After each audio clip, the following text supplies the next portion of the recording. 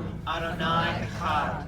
Ve'ahavta et Adonai Elohecha bechol levavcha uvechol nafshecha uvechol meodecha ve'ahavta lereacha kamocha.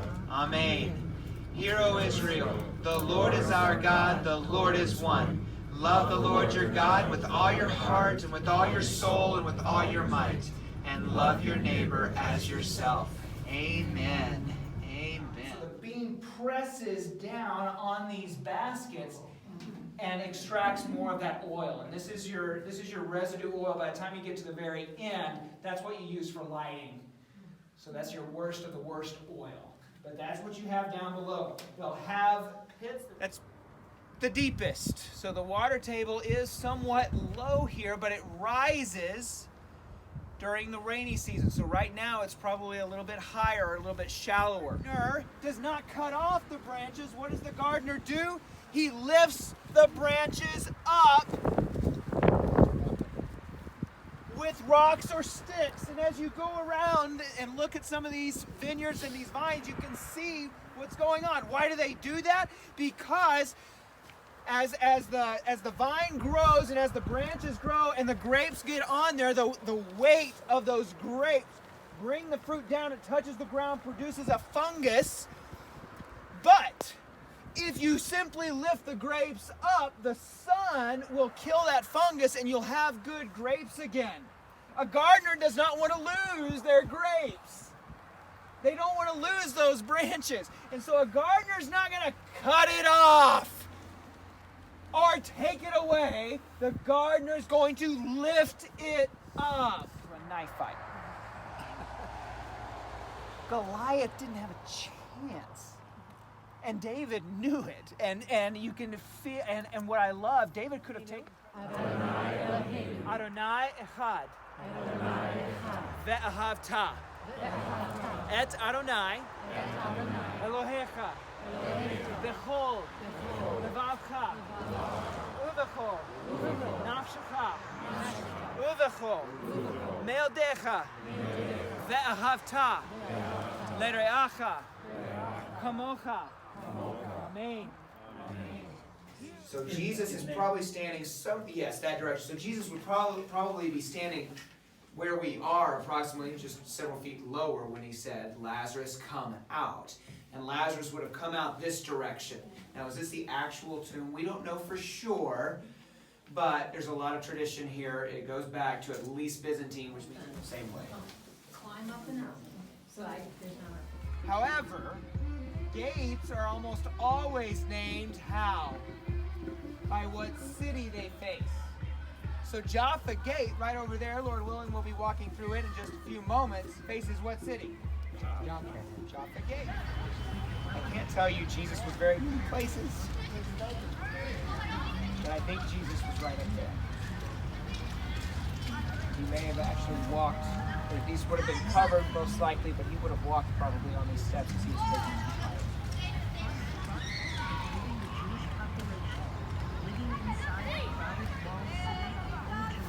After we're done here, there is a traditional Via Dolorosa.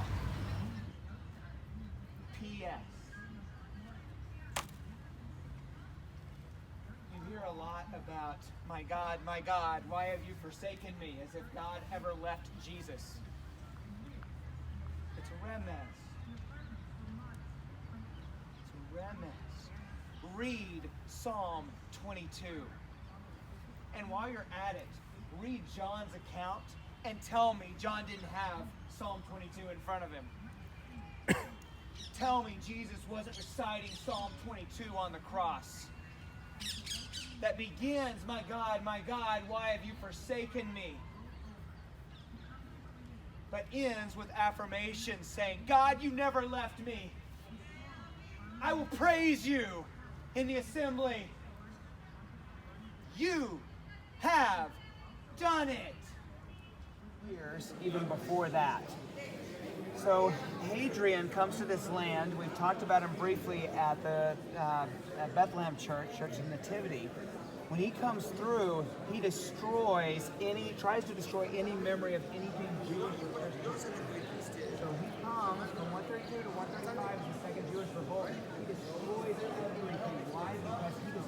want the Jews to rise up again. He renames the city Aelia Capitolina, and he plants gardens dedicated to different deities. He builds temples dedicated to different deities. He does that here to Venus, the goddess of love, in this place.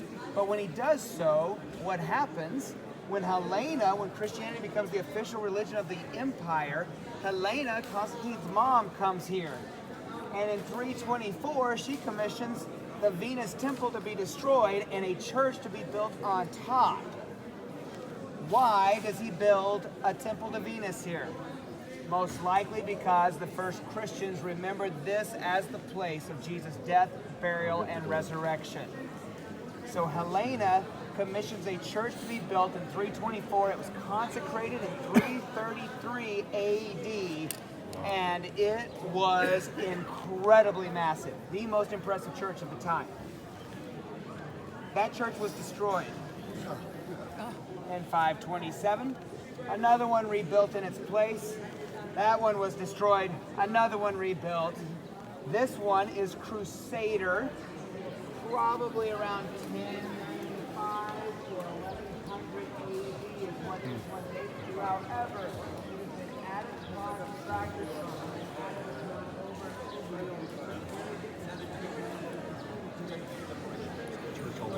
Jesus take. So you can erase the building from your minds and put the garden tomb right there. That's the picture. I can't stand them. But it's because this is where that event, the Christ event, the death, burial, and resurrection of Jesus the Messiah took place. And you can't beat that.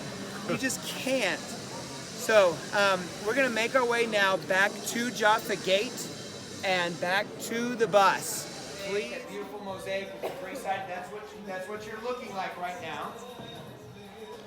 So in the first century, you're leaning on your elbow, feet out, so I'd be sitting over here, feet out, and I'd be dipping with bread. That would be my fork. Does that make sense? So you have the salads there, that's how it would work. You'd take the bread, dip it, and eat it. Now this makes a lot of sense when you think about the woman who was crying. You remember that? Who came in to weep over Jesus' feet? Where are his feet? Away from the table. So the food is right here, he's eating, and all of a sudden she comes to his feet. So that's what's going on there with the triclinium. Now, one fun thing to think about is where are people sitting? If it isn't a triclinium, we don't know for sure, but if it is, where are they seated? You have in which women would collect their tears, especially when their husbands go off to war. And so you can imagine a woman, let's say during the time of David, let's say Bathsheba. When David goes off to war, she is using this tear jar to collect tears, saying, and then at the end of that time period, she can say, look how much I missed you. Look how much I mourned for you, how much I wanted you to return, how worried I was about you. And so those tears represent that. We see this in the Psalms. Who is my reader for Psalm 50? Gently slap me on my right cheek. No, my right cheek. With my left hand? Wait. She's right-handed. She's slapping with her right hand, but what cheek is she hitting? My right. What is Jesus saying? Insult. If someone insults you, shake it off and let them slap the other one as well. It's insulting. It's like taking the gloves off and slapping people with gloves. That's the visual. Now this you have active resistance against Rome. So if someone strikes you on one cheek, the right cheek, turn to them the other also. If someone wants to sue you and take your tunic, give them your tunic, give them your cloak as well. In other words, if someone's trying to take your outer clothes, give them your underwear too. Why? To shame them once again. What does that do? It's not the person who is naked, it's the person who bears witness to double holiness, basically, is the idea. You'll see prayer boxes all over the place. Here it is divided. You have women on the right and men on the left. That doesn't have to be whatsoever between male and female in the first century. That's an important distinction to make. That only comes later.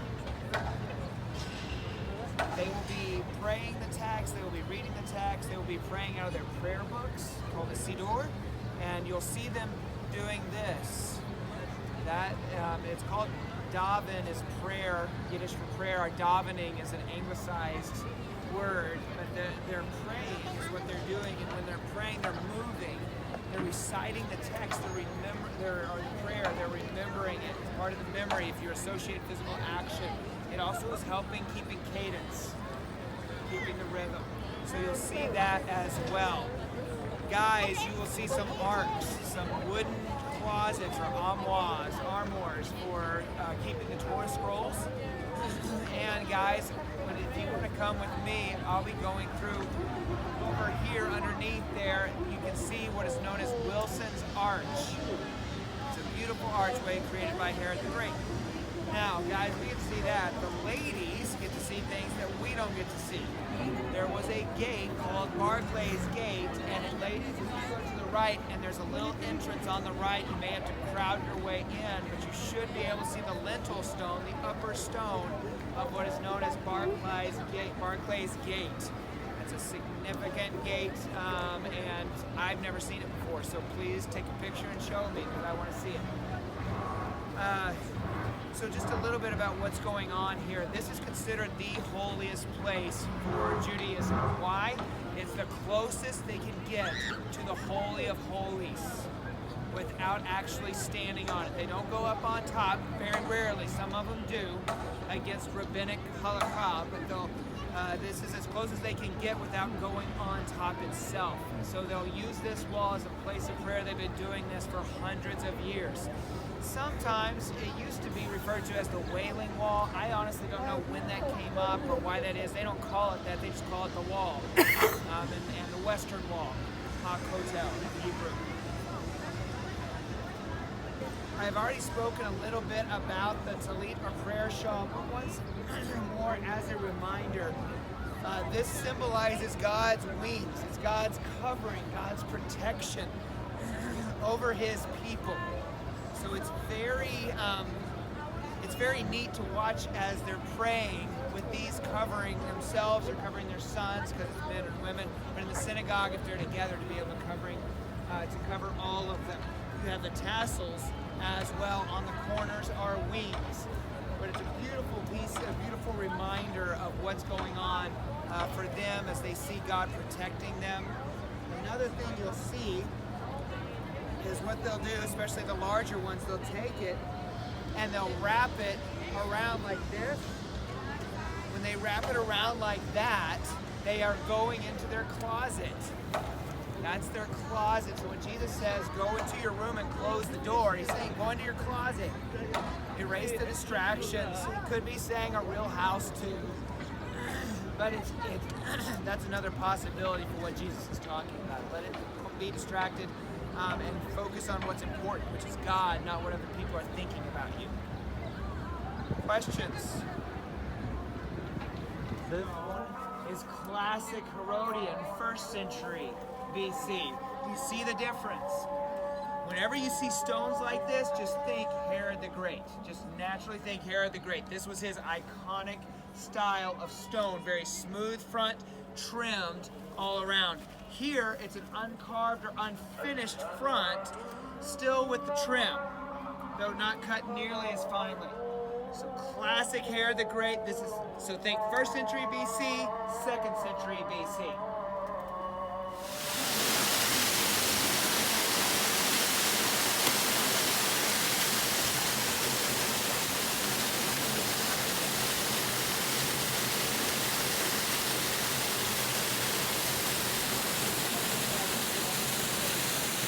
Said it's not enough to just get a taste of God. He wants all of you. You've been in the wilderness before. You know how thirsty you can get.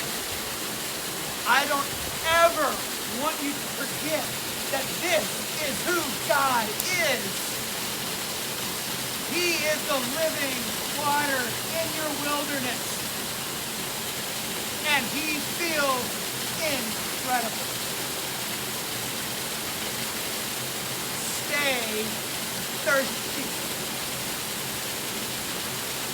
Stay thirsty.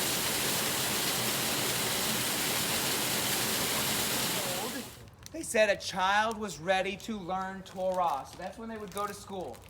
5 years old, they're old enough for Torah. That doesn't mean they haven't learned anything before then. Their parents have been pouring in information. They've been going to synagogue every Saturday. They've been learning Torah, but now they're old enough to really start reciting it and learning it intensely. So they would sit here and they would recite their lessons every day. 5 years old, you're old enough for Torah. How long would From- the school be like in a day? Would it be I every don't day? know. Would it be every day? Or I no? don't know. Don't know. The question was, how long would school last every day? I have no idea. I honestly don't know. At 10 years, a child is old enough for Mishnah. So at 5 years for Torah, and then at 10 years for Mishnah. Mishnah is a second reading. The way Jews saw Mishnah, they saw God give 2 Torahs at Sinai. The written Torah and then the oral Torah are the oral tradition. So you have both of those, and they said you can't have the written Torah without the oral Torah. You may have the written words, but you need someone to explain it. It's like a Just- commentary. Do what?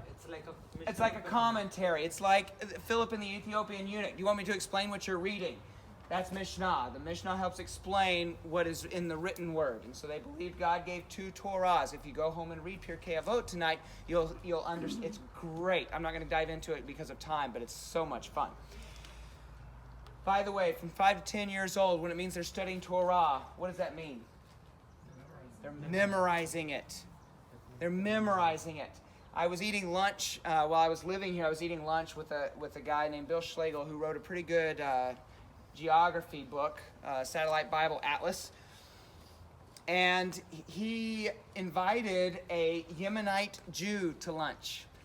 Now, Jews from Yemen are known to be exceptionally good with the text. They have great knowledge of the Bible. So this Yemenite Jew shows up at lunch and he starts talking about how the granddads would compete on which grandson would be reading from Torah first in synagogue. I said, really? So you were kind of in competition with fellow children or whatever? He said, yeah. I said, well, how old were you? He said, I was 3. Oh. Was he reading Torah? No. He was reciting it. Yeah, 3 you can't read. You can read at 3, but I've heard of extreme cases, but he's reciting the text. I remember, I'll tell you another story that blew my mind. So when my roommate was dating a girl from Yemen, a Yemenite Jew, and I said, how many of you have seen Prince of Egypt? There's a song in there toward the end, and it has There Can Be Miracles, and there's a bridge there that breaks into Hebrew. And it goes, Ashira la Adonai ki ga'oga. I was like, okay, that sounds like Hebrew. I'm learning Hebrew. I'm going to ask. And I asked my roommate, I said, hey, I found this, I heard this song. Is it in the Bible anywhere? He said, I have no idea, but I'll ask my girlfriend. She'll know. She's Yemenite. Okay.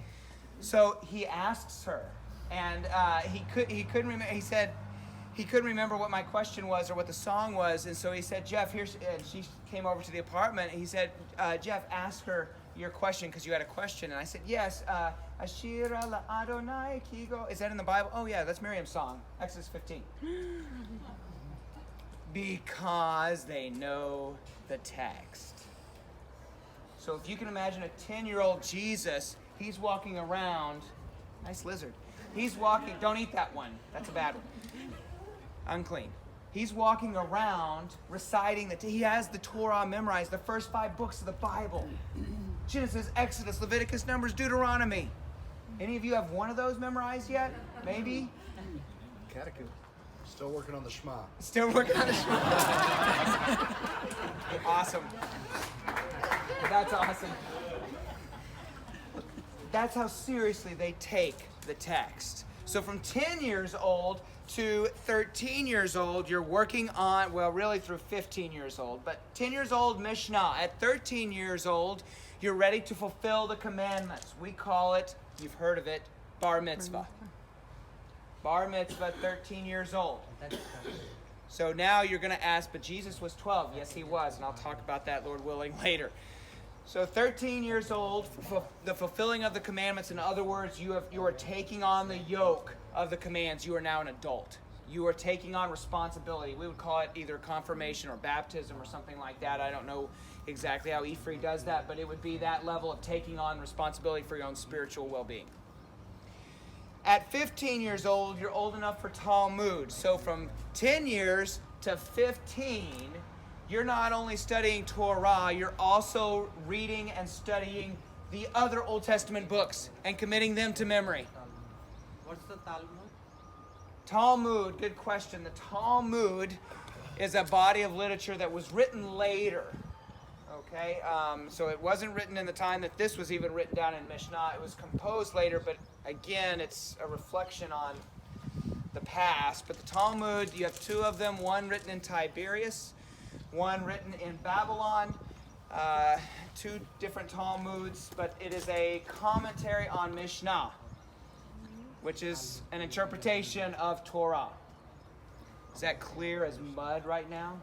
You have Torah, I'll tell you in just a second. And then you have Mishnah, which helps explain Torah. And Mishnah is a second reading. It means second. Then you have Talmud, Talmud. And Talmud is a commentary on the interpretation of Torah. Clear as crystal now. It's all about how to live right, how to walk well, how to obey the commands is what it's about. The oral would be from much earlier, probably. Much of it, yes, the commentary. However, it was composed in 500 for the later one, the Babylonian, and 400 for the earlier one, which is Tiberias. So 400s, 500s, the Talmud was being composed. But you have two of them. Okay. So 10 to 15 years, you are learning the rest of the Hebrew Bible. The Samuels and Kings. You're learning the prophets, Isaiah, Jeremiah. You're learning the rest of the Hebrew Bible. 10 to 15. And continue as well. At 18 years old, you're old enough for marriage. 18, old enough for marriage. So this is about boys, by the way. So tell me, Joseph, if we don't go with tradition, how old would he have been about? At least 18. 18 years old, give or take. Give or take. Now, ladies, you would be going to school until menstruation. So after your first period, that's when you would get married. And you wouldn't go to school anymore. You would still learn, though we do have some instances in Talmud that talk about a woman rabbi. So it seems that at least in the 5th century, 6th century, women were being educated. Was that common or just Do what? Women becoming rabbis? Not common at all. You do not have women disciples. There's one rabbi in Jewish literature that had woman disciples. And there's one woman who is a rabbi. So it's uncommon, but it does show up. Yes? Where did bat mitzvahs fit in there? 12 years old, about bat mitzvah. Again, that first period, it's a celebration of adulthood. You have now reached the age of childbearing age. At 12, 13. But remember, Mishnah says at 12, marry your daughter. 12 and a half, she's getting old for your slave, so you can marry her so she doesn't become an old maid. So bar mitzvah would be for both boys and girls? Yes. Bar mitzvah for boys, bat mitzvah for daughters or for girls. Okay. So marriage. What exactly is bar mitzvah? Bar mitzvah means son of the command, but it's Aramaic bar, but ben mitzvah. 20 years, you're old enough to take on the family business, trade. It's 20 years, you take on the family trade. And at 30 years old, you take on authority or power. So that goes through a little bit of the life state. They have more, 40 for full strength, or not full strength, 40 for, I can't remember, 60, 80. At 120, you've outlived everything. You better die fast, is what it says. 80, I think, is special strength. They say a special strength. And remember, elders are respected. So the older you are, the more respected you are, generally. Until 120, apparently. Good question. Let's talk about that. Education for, let's do disciples first. So around age 15, as you're taking on Beit Talmud, and so now you're mastering, you've mastered Torah already by age 10, because that was so last year. And then from 10 to 15, you're learning the rest of the Old Testament, and that comes to you pretty quickly. The Mishnah says, out of 1,000 students that do that first level, Torah, only one makes it to the next level. Out of 1,000 students at the next level, only one makes it to the next level. So now we've narrowed things down significantly, right? So out of and again, this is written post-time period, so you need to take it maybe with a grain of salt. But understand, only the cream of the crop get to Beit Talmud, or to the time of Talmud, 15 years old, and still studying. That means these are the best. These are people like Paul.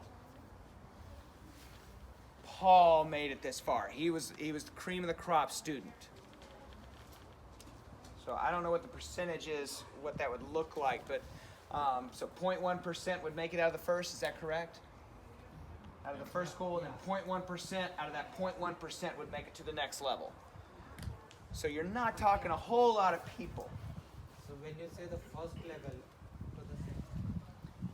Most likely it is when you're around the age of 15. Maybe a little bit earlier, but 15 and on. 15 and on, you would try to be a disciple, or in Hebrew, a Talmid. Now, what does it mean to be a Talmid? It means you go to a rabbi, and you say, "Great Rabbi so-and-so, your reputation has preceded you. You are known throughout the world. May I ask you a question?" "Yes, please ask." "May I follow you?" And the rabbi will say, "Well, recite Genesis." And you say, "That was so 5 years old." And so you recite Genesis like it was nothing. Say, "Okay, great. Recite 1 Kings." So you recite 1 Kings. All right, recite Nehemiah, but then recite Deuteronomy, where Nehemiah is quoting Deuteronomy 17 times, and the context around that. And you're going, "Man, I missed that day in class." And the rabbi will say, "You are a good man. Keep studying, keep learning, but you don't have what it takes to follow me right now." And so the Talmid would go to the rabbi.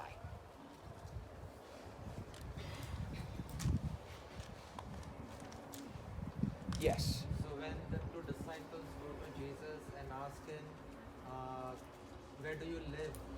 Is that kind of them approaching? Maybe.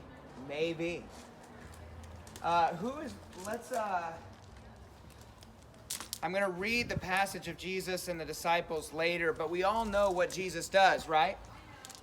What does he do? He doesn't wait for disciples to come ask him.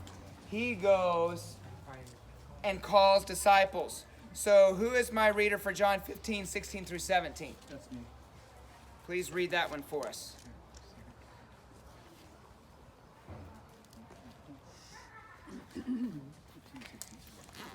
Listen to Matthew chapter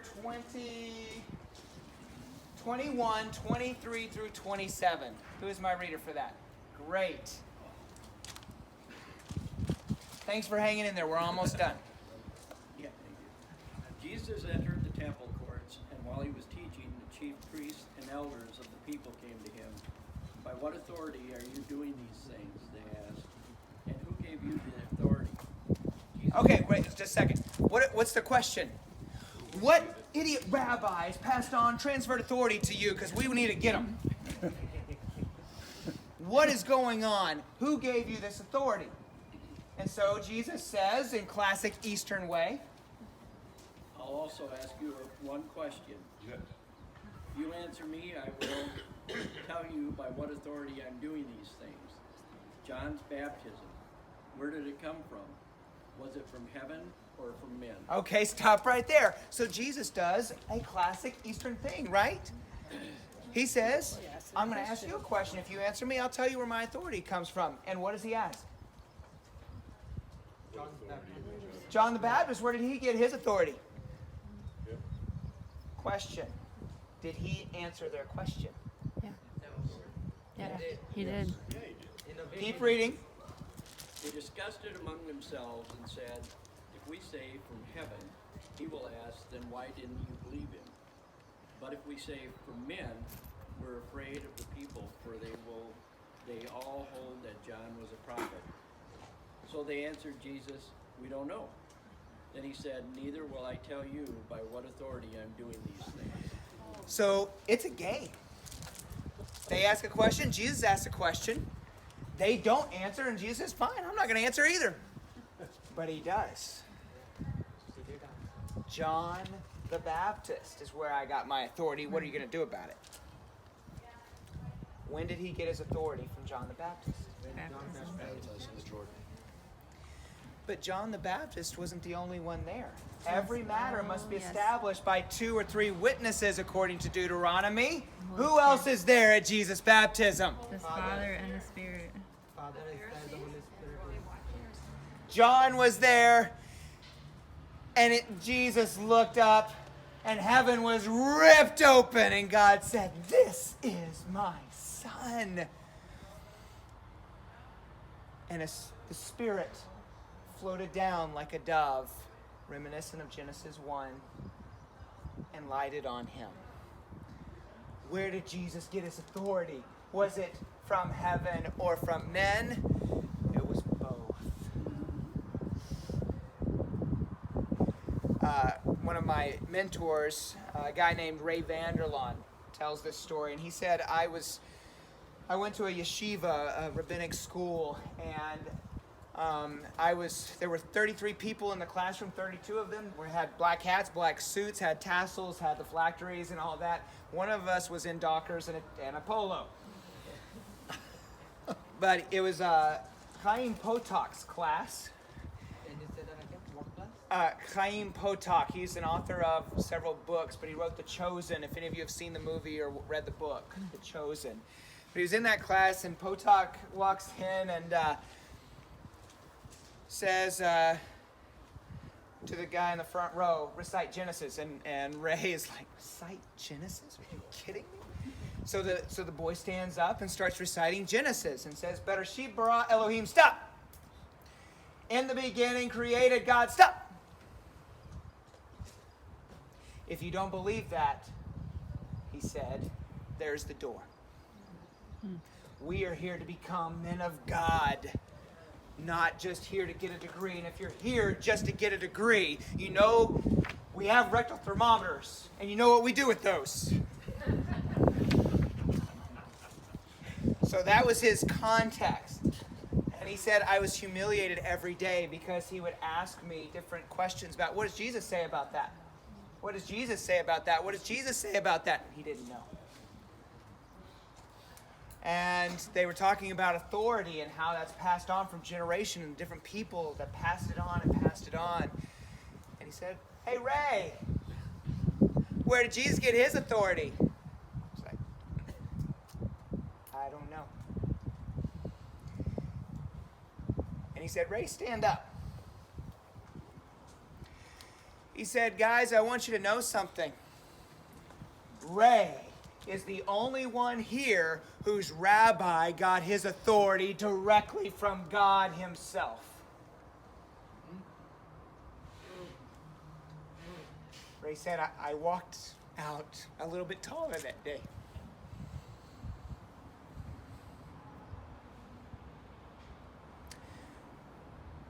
So Jesus' authority comes from God. John the Baptist is there as well. There are 3 witnesses present. Passing on, transferring authority to Jesus. Now, Jesus was a rabbi, and he had some Talmidim, some disciples. And we're going to close right here.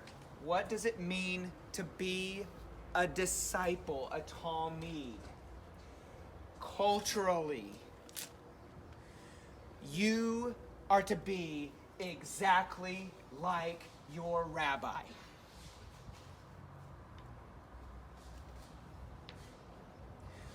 When a guy asks a rabbi, can I follow you? They're asking, do you think I can be like you? And the rabbi will then give a response, yes or no. Jesus chooses 12 guys, and some women, by the way. Jesus is the other rabbi who has women disciples. And says, I think you can be just like me.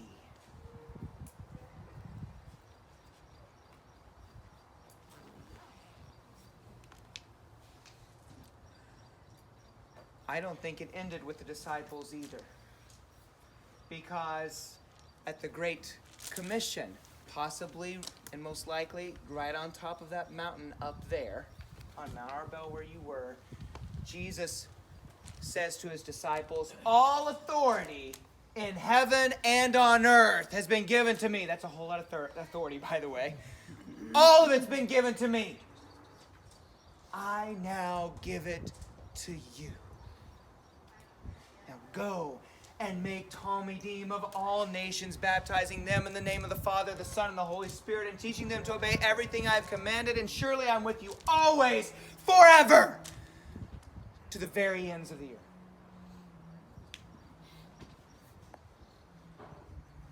The key word in this Greek syntax for this verse here, make Talmidim, make disciples. Did I include teaching them to obey everything I've commanded you? I may have missed that part, and I apologize. Teaching them to obey everything I've commanded you as well. I got it. But the key word, go make Talmidim. Not converts, Talmidim. And I'm going to sum up some of the other passages that I asked you to read. But 2 Peter, well, let's read them. 1 Peter 2:21. Who is that one? Also, 1 Corinthians 11:1, be ready. And then we'll end with Acts 19. For to this you have been called, because Christ also suffered for you, leaving you an example, so that you might follow in his steps. Follow in his steps. Walk like he walked. If you want to know what Jesus thought, you got to read the Bible. You got to read the 4 gospel narratives. If you want to know what Jesus thought and what he taught, you have to have it in you. You have to drink his words in like honey. Another one.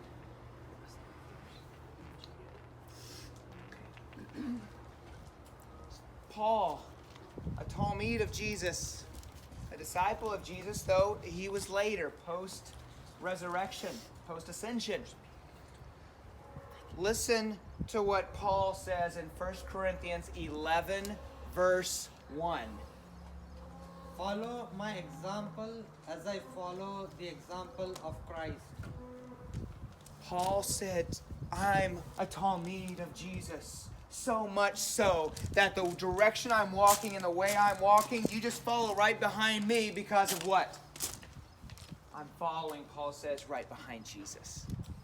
If you want to know what it looks like to follow Jesus, just follow me, Paul says. How many of us can say that? I want to be able to say that so badly. Just follow me. Because I'm so close to Jesus. I'm eating his dust right now. By the way, I'm going to sum up Acts 19.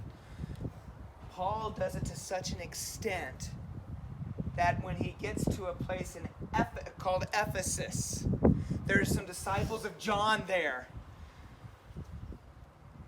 And they don't know what the Holy Spirit is. They don't know what's going on. And Paul's like, man, you guys are crazy.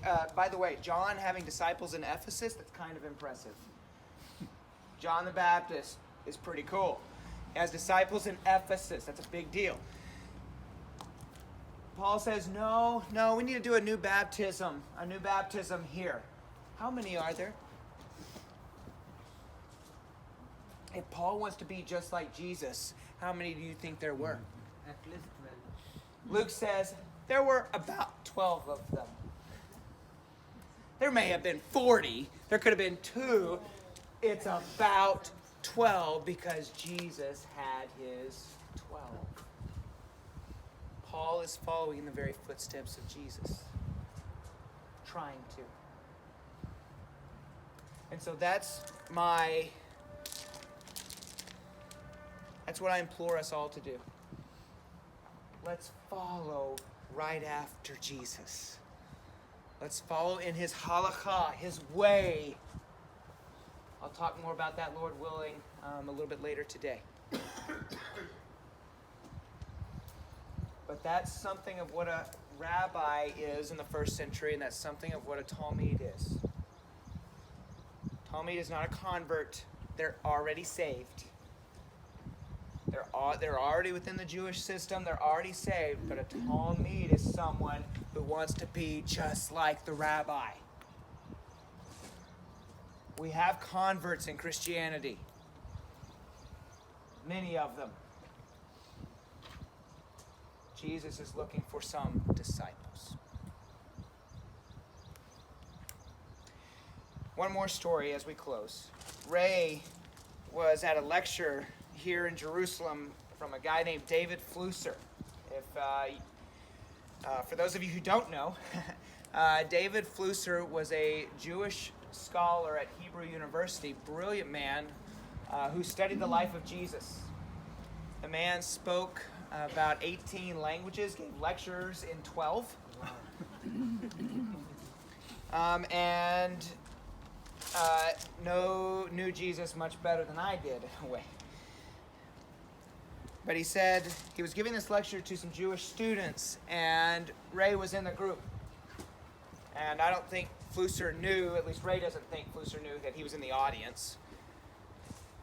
And Flusser said, any Christian, anyone who claims to be a follower of Jesus and doesn't read all 4 Gospels once a week is a hypocrite. How can they proclaim to know who he is when they don't even know what he does or what he says? I don't think you're all hypocrites if you don't read it every one once a week. But I want you to hear the passion and intensity that a Jewish scholar in Jerusalem practiced when he studied Jesus. And he had many Christian friends, and they would constantly ask him, can Jesus not be your Messiah too? He said, he is my rabbi, but I can't claim him as my Messiah. I can't claim him as my Messiah, as my Lord and Savior.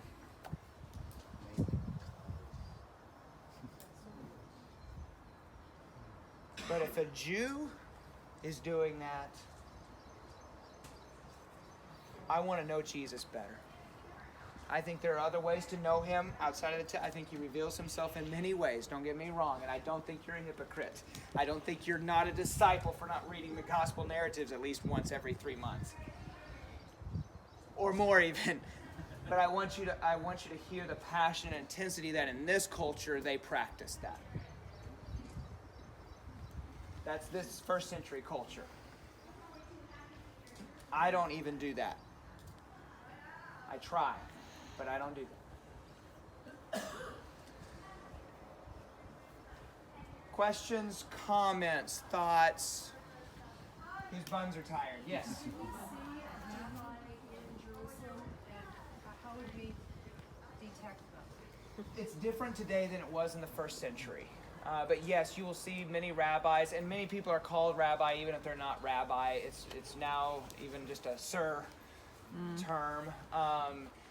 But yes, at the Western Wall, you may see some older gentlemen teaching some younger ones, or they'll follow him around. And I think you were at Machpelah when you saw were you there 2 years ago when an older gentleman was teaching some of the students?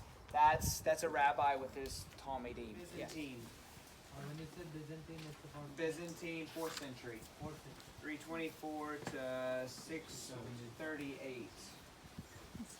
Give or take a couple of years. So, one, you see the beautiful view. This is a mountain. We are on a very high hill. There's plenty of room, plenty of space for people to come and learn from Jesus. Again, tradition.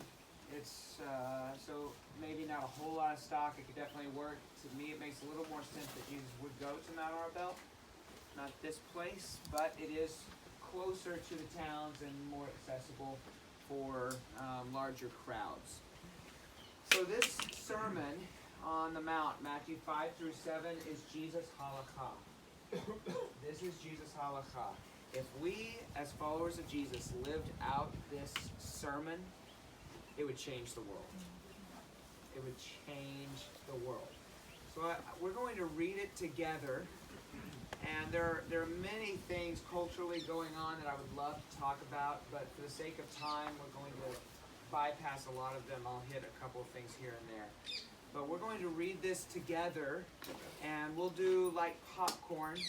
So we'll read a few verses, and then read a section, kind of makes sense, or a paragraph, and then stop, and we'll let the next person read from there. So let's begin, however, not in Matthew chapter 5, but in Matthew chapter 4, and set up the context. Matthew chapter 4, beginning in verse 23. Jesus went through Galilee, teaching in their synagogues, preaching the good news of the kingdom, and healing every disease and sickness among the people. News about him spread all over Syria, and people brought to him all who were ill with various diseases, those suffering severe pain, the demon-possessed, those having seizures, and the paralyzed, and he healed them. Large crowds from Galilee, the Decapolis, Jerusalem, Judea, and the region across the Jordan followed him. Seeing the crowds, he went up on the mountain, and when he sat down, his disciples came to him. And he opened his mouth and taught them, saying, Blessed are the poor in spirit, for theirs is the kingdom of heaven. Blessed are those who mourn, for they will be comforted. Blessed are the meek, for they shall inherit the earth. Blessed are those who hunger and thirst for righteousness, for they will be filled. Blessed are the merciful, for they shall receive mercy.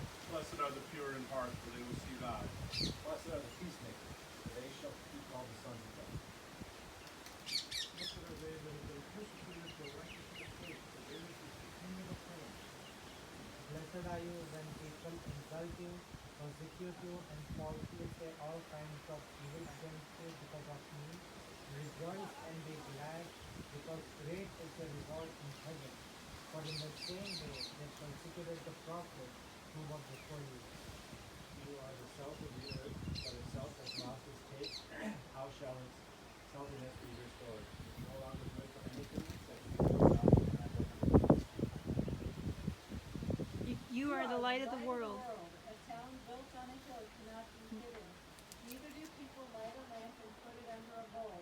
Instead, they put it on its stand, and it gives light to everyone in the house. In the same way, let your light shine before others, that they may see your good deeds and glorify your Father in heaven. Think not that I am come to destroy the law or the prophets. I am not come to destroy, but to fulfill. For verily I say unto you, till heaven and earth pass, one jot or one tittle shall in no wise pass from the law, till all be fulfilled. Therefore, anyone who sets aside one of the least of these commands and teaches others accordingly will be called least in the kingdom of heaven. But whoever practices and teaches these commands will be called great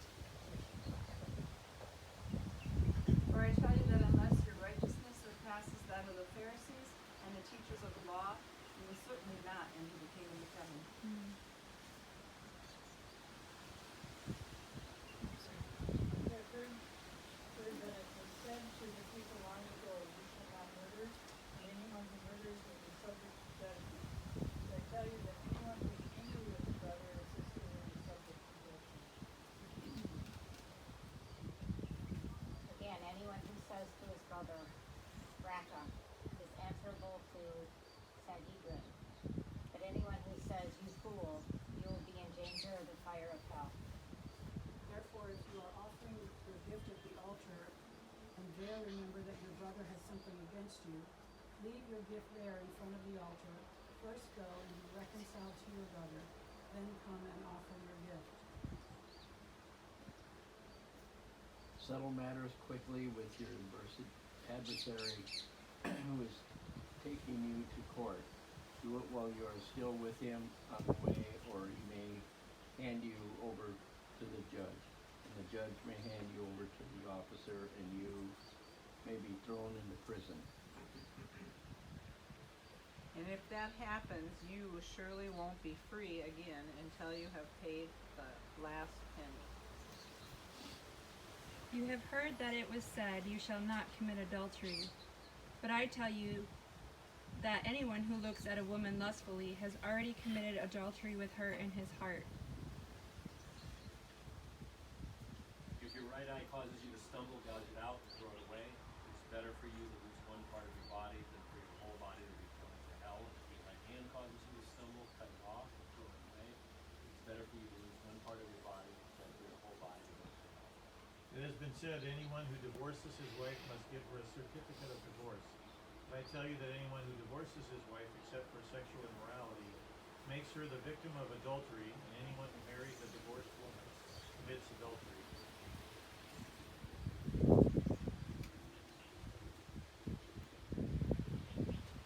Again, you have heard it that was said to the people long ago, do not break your oath, but keep the oath you have made to the Lord. But I tell you, do not swear at all, either by heaven, or it is by God's throne, or by earth, or it is his footstool, or by Jerusalem, for it is the city of the great king. You do not swear by your head, for you cannot make even one hair white or black. Simply let your yes be yes, and your no, no. Anything beyond this comes from the evil one. You have heard that it was said, eye for eye, and tooth for tooth. But I tell you, do not resist an evil person. If anyone slaps you on the right cheek, turn to them the other cheek also. And if anyone wants to sue you and take your shirt, hand over your coat as well. If anyone forces you to go 1 mile, then 2 miles. Give to the one who asks you, and do not turn away from the one who wants to borrow from you. You have heard that it was said, you shall love your neighbor and hate your enemy. But I say to you, love your enemies and pray for those who persecute you, so that you may be sons of your Father who is in heaven. For he makes his sun rise on the evil and on the good, and sends rain on the just and on the unjust. Be careful not to practice your righteousness in front of others, to be seen by them. If you do, you will have no reward from your Father in heaven.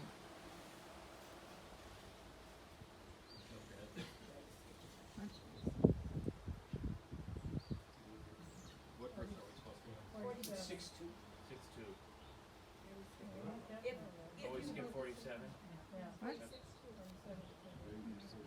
If you greet only your own people, what are you doing more than others? Do not even pagans do that? Be perfect, therefore, as your heavenly Father is perfect.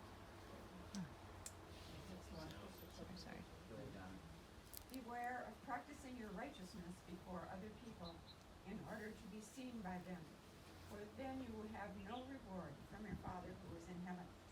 So when you give to the needy, do not announce it with trumpets, as the hypocrites do in the synagogues and on the streets, to be honored by others. Truly, I tell you, they have received their reward in full. And when you give to the needy, do not let your left hand know what your right hand is doing, so that you're giving in secret, and your Father who sees what is done in secret will reward you. And when you pray, do not be like hypocrites, for they love to pray standing in the synagogues and on the street corners to be seen by others. Truly, I tell you, they have received their reward in full.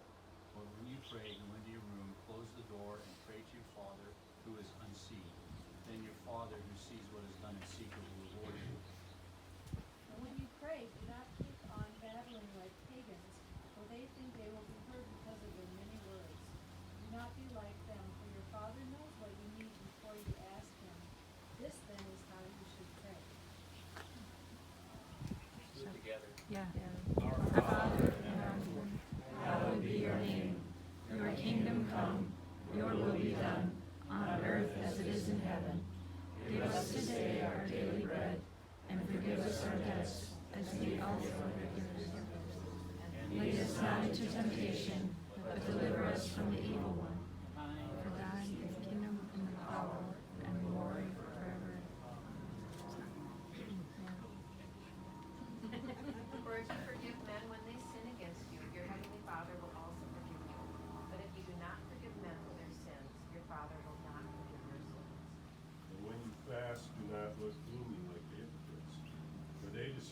their faces, that their fasting may be seen by others.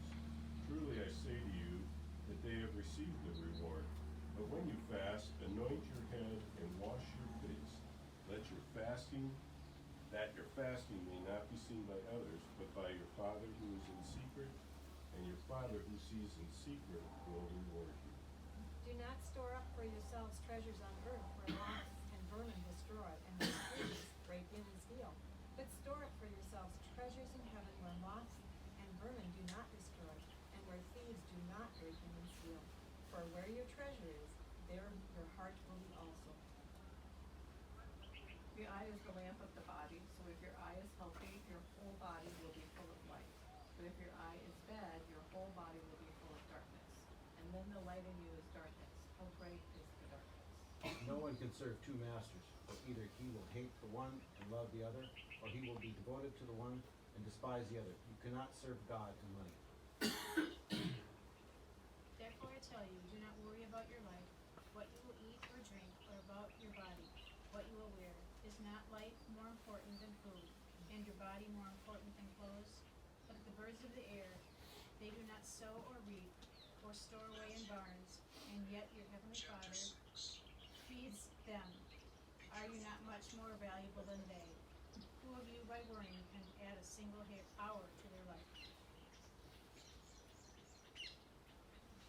And why do you worry about clothes?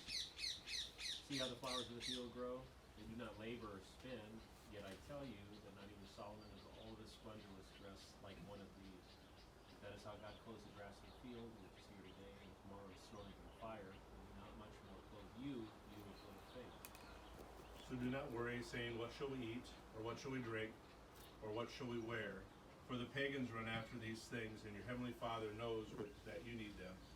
But seek first his kingdom and his righteousness, and all these things will be given to you as well. Therefore, don't worry about tomorrow, because tomorrow will worry about itself. Each day has enough trouble of its own. Do not judge, or you too will be judged. For in the same way you judge others, you will be judged. And with the measure you use, it will be measured to you. Why do you look at the speck of sawdust in your brother's eye, and pay no attention to the plank in your own eye? How can you say to your brother, let me take the speck out of your eye, when at the time there is a plank in your own eye? You hypocrite, first take the plank out of your own eye, and then you will see clearly to remove the speck from your brother's eye. Do not give dogs what is sacred. Do not throw your pearls to pigs. If you do, they may trample them under their feet and turn and tear you to pieces. Ask and it will be given to you. Seek and you will find. Knock and the door will be opened to you. For everyone who asks receives, the one who seeks finds, and to the one who knocks the door will be opened. Or what man is there of you, whom if his son asks bread, he will give him a stone? Or if he asks a fish, will he give him a serpent? If ye then, being evil, know how to give good gifts unto your children, how much more shall your Father which is in heaven give good things to them that ask him? So in everything do to others what you would have them do to you, for this sums up the law and the prophets.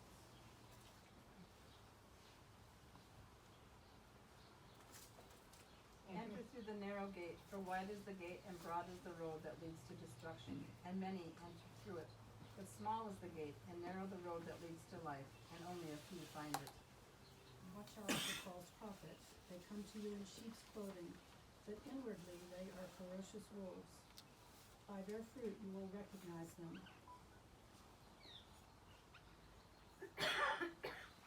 People pick grapes from thorn bushes or figs from thistles. Likewise, every good tree bears good fruit, but a bad tree bears bad fruit. The good tree cannot bear bad fruit. A bad tree cannot bear good fruit.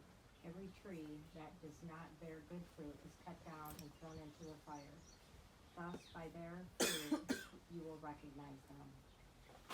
Not everyone who says to me, Lord, Lord, will enter the kingdom of heaven, but only the one who does the will of my Father who is in heaven. Many will say to me that on that day, Lord, Lord, did we not prophesy in your name and in your name drive out demons and perform many miracles? And I will tell them plainly, I never knew you.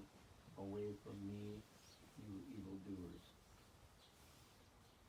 Therefore, everyone who hears these words of mine and puts them into practice is like a wise man who built his house on a rock. The rains came, the streams rose, and the winds blew and beat against the house, yet it did not fall because it had its foundation on the rock.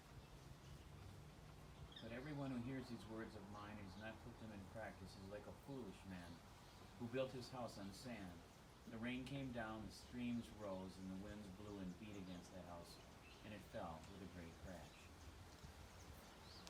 When Jesus had finished saying these things, the crowds were amazed at his teaching, because he taught as one who had authority and not as their teachers of the law. When Jesus came down from the mountainside, large crowds followed him. A man with leprosy came and knelt before him and said, "Lord, if you are willing, you can make me clean." Jesus reached out his hand and touched the man. "I am willing," he said, "be clean." Immediately he was cleansed of his leprosy. Then Jesus said to him, "See that you don't tell anyone, but go show yourself to the priest and offer the gift Moses commanded as a testimony to them." Is that he pronounced over them the priestly blessing. A blessing in which God said, "I want you to say these words so that you will set my name on the people."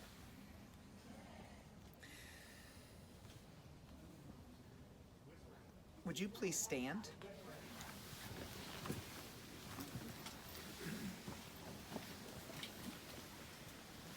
As we leave Galilee and set our faces to Jerusalem, I don't want you to forget these words. In synagogues to this day, you will see at this time of blessing, if there is a priest in the synagogue, you will see families gather together, and the patriarch will take his prayer shawl. This idea of God's covering, the symbol of God's covering, and he will surround his wife and his children and his grandchildren. As a priest in the congregation will sing these words. Yevarechecha Adonai ve'yishmerecha,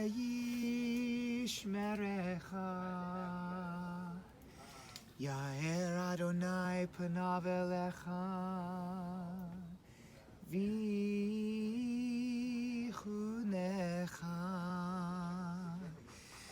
Yisa Adonai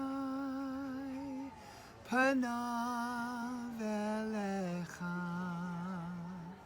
vayasem lecha shalom.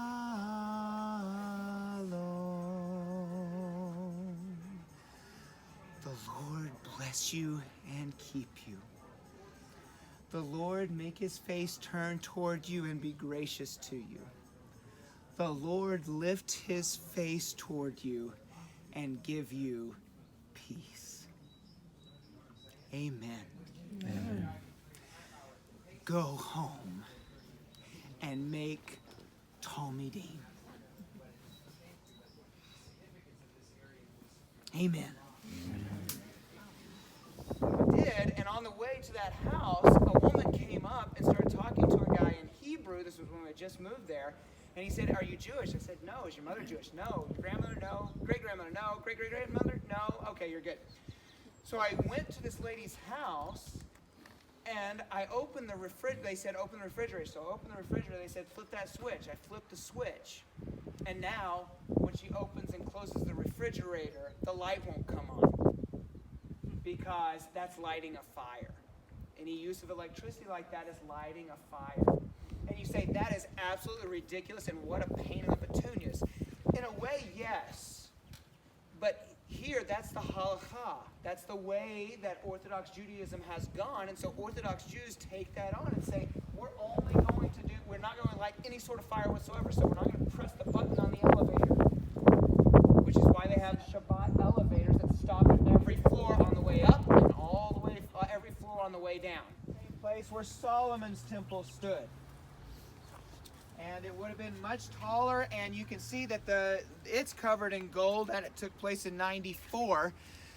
The temple, Josephus says, was covered in gold, so you can imagine on a day like today, as that sun is rising in the east to your right, that temple would have shone like a light to the world.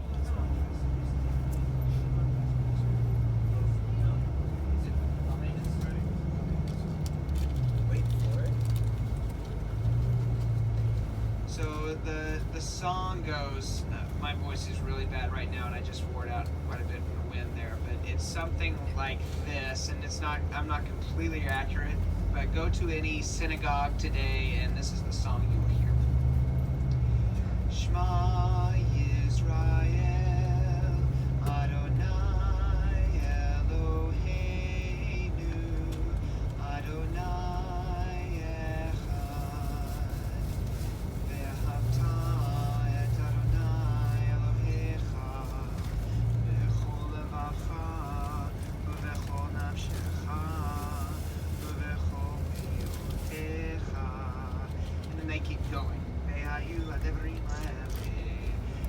and so the Shema is longer than that, but that at least gives you the idea of what it sounds like when they're singing the text. So any synagogue you go to, they will be singing Shema Yisrael, Adonai Eloheinu, Adonai Echad, Ve'ahavta et Adonai Elohecha, B'chol levacha, U'v'chol nafshecha, U'v'chol me'otecha.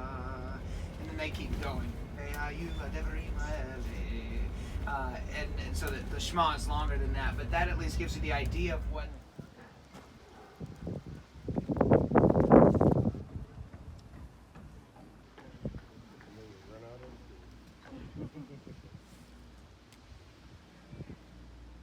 Let everything that is done, whether in word or deed, be done in the name of Dionysus.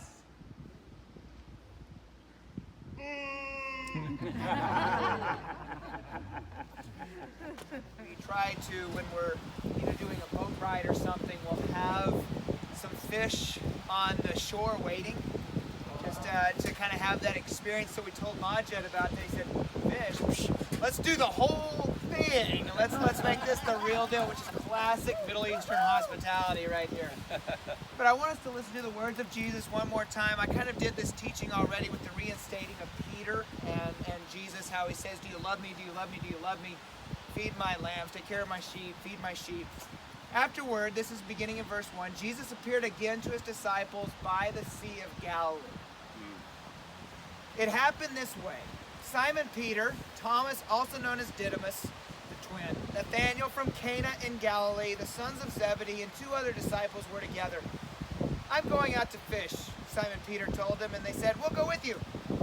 So they went out and got into the boat, but that night they caught nothing. By the way, whenever Jesus shows up with these guys who are fishermen, professional fishermen, they never catch a thing. They're like the worst fishermen in the world. Early in the morning, Jesus stood on the shore, but the disciples did not realize that it was Jesus. So Jesus here, the disciples are out, and their fishing technique is specific. I didn't get into fishing or the different kinds of fish you are eating, specifically tilapia, which is a kind of fish native to this lake. So they're out there fishing a certain way. They're professional. They know how to do it. But Jesus says, early in the morning, Jesus stood on the shore, but the disciples did not realize that it was Jesus. He called out to them, friends, haven't you any fish? No, they answered. I think they really said, shut up, but the text says no. He said, throw your net on the right side of the boat and you will find some. In other words, throw your net into open water, which is the exact opposite of what you're supposed to do. When they did, they were unable to haul the net in because of the large number of fish. Then the disciple whom Jesus loved, aka John, said to Peter, "It is the Lord." As soon as Simon Peter heard him say, "It is the Lord," he wrapped his outer garment around him, for he had taken it off, and jumped into the water. The other disciples followed in the boat, towing the net full of fish, for they were not far from shore, about 100 yards. I don't know for sure even if the disciples knew how to swim. Again, this represents I think it's brilliant that Jesus chooses fishermen, because they're the ones that deal with the altar, in essence saying, "You can't kill me, you can't kill me." Did everyone get their picture? Yeah, I got it. Shoot! Did you get one? For whoever wants to save their life will lose it, but whoever loses their life will gain it. What good is it for you to gain the whole world, but forfeit your soul? What will you give in exchange for your soul? The text doesn't say this, but I think he turns around. Yisrael, Adonai Eloheinu, Adonai Echad, Ve'ahavta et Adonai Elohecha b'chol levavcha u'b'chol nafshecha u'b'chol me'odecha ve'ahavta le'reacha kamocha. Amen. Hear, O Israel, the Lord is our God, the Lord is one. Love the Lord your God with all your heart, and with all your soul, and with all your might, and love your neighbor as yourself. Amen. Amen. On a day when so many are mourning, and are reminded also of the lights today. So let's pray this Shema prayer and invite God's kingdom to come through us. Shema Yisrael, Adonai Eloheinu, Adonai Echad, Ve'ahavta et Adonai Elohecha, B'chol levavcha, u'b'chol nafshecha, u'b'chol me'odecha, ve'ahavta le'reacha kamocha. Amen. Hear, O Israel, the Lord is our God, the Lord is one. Love the Lord your God with all your heart, and with all your soul, and with all your might, and love your neighbor as yourself. Amen. First century house in Judea. Now we're in Ephraim, the tribal territory of Ephraim, but the landscape is similar enough. So you'll notice a couple of things that we've talked about. One, what's underneath? Manger livestock. So you keep your animals underneath. And when we go behind you, you'll see just how deep the valley was. Keep coming in. So you get an idea of what it would have been like inside. There used to be, we would come right through that door on the screen and come down through here, down to your right. Today they go all the way around, and I love it. But you can see here, it's kind of like construction workers on highways. Today, everyone's sitting around except for one. Just kidding, just kidding. But you can see how it would have looked as their guess. Middle Bronze Age, once again, 3,800 years ago. We're thinking 1800, 1750 BC. This opens it up and shows you what it would have looked like. You can see the wall of the city in the background. You can see the tower, the tunnel that led, or the channel basically, that led down steps into the large fortress tower where the spring was, which you have to protect from enemies. And then next to it would have been the pool to the left, which you just went through. The question was asked, why didn't they just build a wall around? Because you're too close to the valley. An enemy can lodge stones from the Mount of Olives. They can hit you with arrows from the Mount of Olives over the wall into the city if you build the city this low. So they had to keep the walls up there where you see them. Now we see the Kidron Valley to your left and right. The water is flowing the wrong direction, but what can you do? So the Kidron Valley, the water would go to your left, but it would start up here on the right and make its way down, and this Kidron Valley would have led, and where those three valleys met, where we were there with the bus, where the Hinnom Valley, the Tyropoeon Valley, and the Kidron Valley meet, would have been a beautiful garden called the King's Garden, built by Solomon. The channel that some of you, the dry tunnel, Hezekiah, and it gives you an artist's rendition of what it would have looked like in Solomon's time and a little bit after, before Hezekiah. You can see the large palace. The large palace there that we just looked at, and then Solomon's palace complex here before moving into the temple that he constructed. The two columns that you see, what are their names? They symbolize the legs, the shins of God. That God is seated on his throne and his shins are hitting the ground where his feet connect to his feet, which are hitting the ground. So the Kidron Valley, it's as if we were standing from the Mount of Olives looking on. So that gives you an idea of the city of David from Solomon to Hezekiah. Hezekiah expands it big time. Big time. Gabriel Barkai. Anything that I teach you that's correct about Jerusalem, I learned from him. And anything I mess up that you Google later, that's my fault. So this man will forget far more than I will ever know. He is a walking encyclopedia of information, but not only is he massively intelligent and knows so much, he is also a wonderful human being, an amazing man.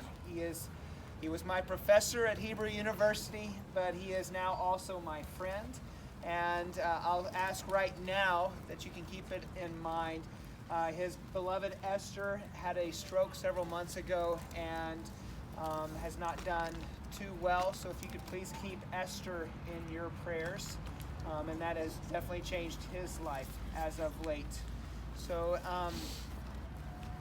a very special.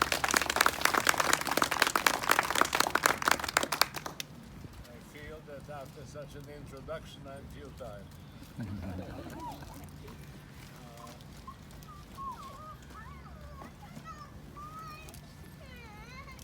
Don't worry, he's leaving. Welcome to Jerusalem. Thank you. Myself,